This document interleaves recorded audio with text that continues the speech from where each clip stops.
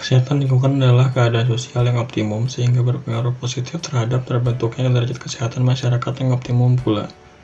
Kesehatan lingkungan menurut Organisasi Kesehatan Dunia atau WHO merupakan suatu keseimbangan ekologi yang harus ada antara manusia dan lingkungan agar dapat menjamin keadaan sehat dari manusia.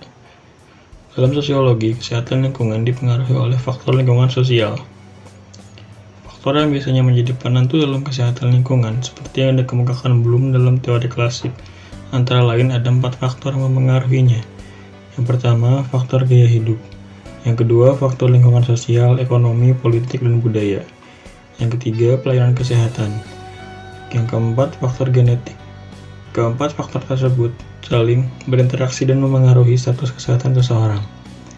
Dalam kesehatan lingkungan, ada masalah-masalah yang biasanya muncul. Masalah kesehatan lingkungan yang bisa terjadi di masyarakat adalah masalah air bersih. Masalah air bersih sudah sejak lama menjadi masalah kesehatan lingkungan. Sampai saat ini, penyediaan air bersih untuk masyarakat di Indonesia masih dihadapkan pada beberapa permasalahan yang cukup kompleks dan sampai saat ini belum dapat diatasi sepenuhnya. Salah satu masalah yang dihadapi sampai saat ini yakni masih rendahnya tingkat pelayanan air bersih untuk masyarakat. Yang kedua, masalah pembuangan kotoran atau tinja. Pembuangan kotoran juga merupakan masalah lingkungan sejak lama. Pencemaran yang mengandung zat kimia berbahaya tidak bisa dihilangkan oleh alam, dan justru menyatu dengan air maupun tanah sehingga air tanah menjadi rusak. Pencemaran air maupun tanah di bumi telah menyebabkan bumi menjadi tidak seimbang. Yang ketiga, kesehatan pemukiman. Masalah pemukiman menjadi salah satu masalah yang sudah lama menjadi masalah serius. Masalah pemukiman ini diakibatkan oleh pertambahan penduduk di dunia yang semakin banyak, akan tetapi lahan yang ada semakin sedikit. Manusia yang semakin banyak maka akan menimbulkan kepadatan yang bisa membuat lingkungan sekitar menjadi semakin tidak sehat. Yang keempat, pembuangan sampah. Pembuangan limbah yang dilakukan secara ilegal dapat mengontaminasi saluran air yang menyebabkan kerusakan pada kehidupan lingkungan, laut maupun sungai. Limbah yang dibuang dapat berupa bahan kimia, bahan radioaktif, logam berat, air yang terkontaminasi, gas, atau bahkan bahan berbahaya lainnya. Yang kelima, serangga dan binatang pengganggu. Vektor dan binatang membawa penyakit di Indonesia telah teridentifikasi terutama dengan penyakit menular tropis, baik yang endemis maupun penyakit menular potensial wabah. Mengingat beragamnya penyakit-penyakit tropis yang merupakan penyakit tular vektor dan zoonotik, maka upaya pengendalian terhadap vektor dan binatang pembawa penyakit menjadi bagian integral dari upaya penanggulangan penyakit tular vektor, termasuk penyakit-penyakit zoonotik yang potensial dapat menyerang manusia. Yang keenam, makanan dan minuman. Lembaga Kesehatan Dunia atau WHO pada tahun 2000 mencatat bahwa lebih dari 90% masalah kesehatan manusia terkait dengan kualitas makanan yang dikonsumsi. Untuk itu, faktor penentu mutu makanan adalah adanya keragaman jenis pangan, keseimbangan gizi, dan keamanan pangan. Sebaliknya, ketidakseimbangan gizi berdampak pada munculnya masalah gizi kurang dan gizi lebih.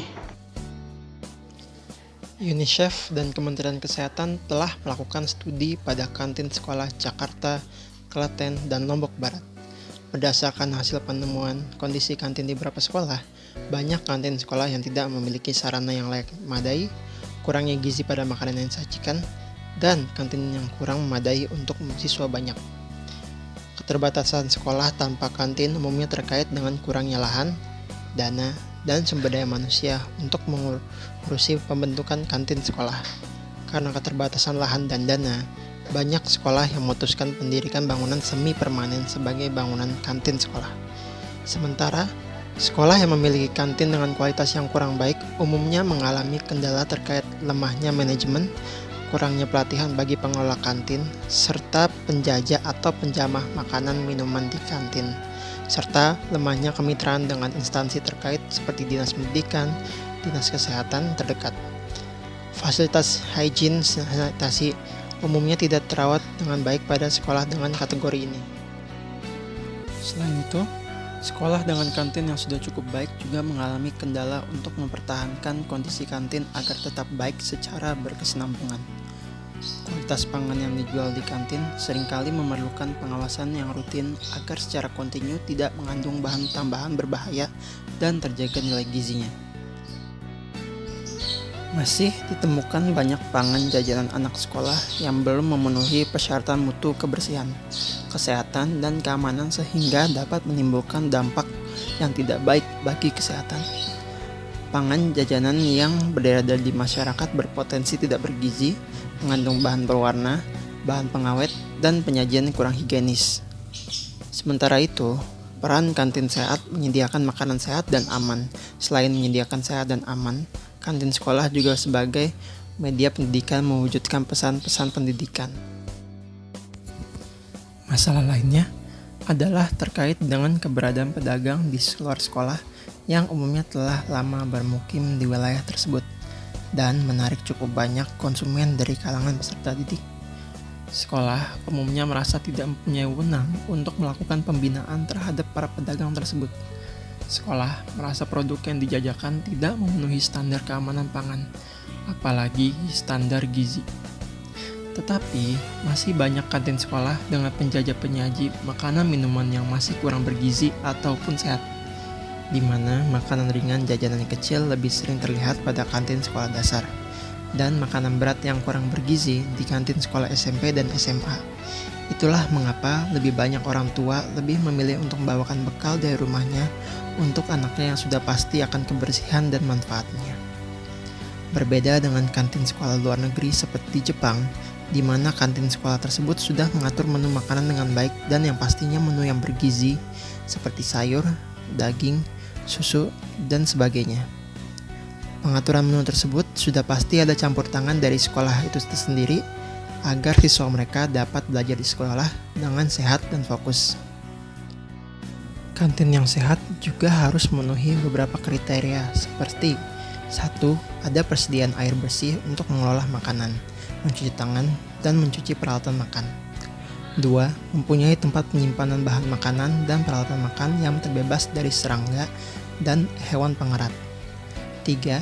Ada tempat khusus penyimpanan bahan bukan pangan, seperti sabun cuci piring, cairan anti serangga, dan yang lainnya, yang terpisah dari tempat penyimpanan bahan pangan.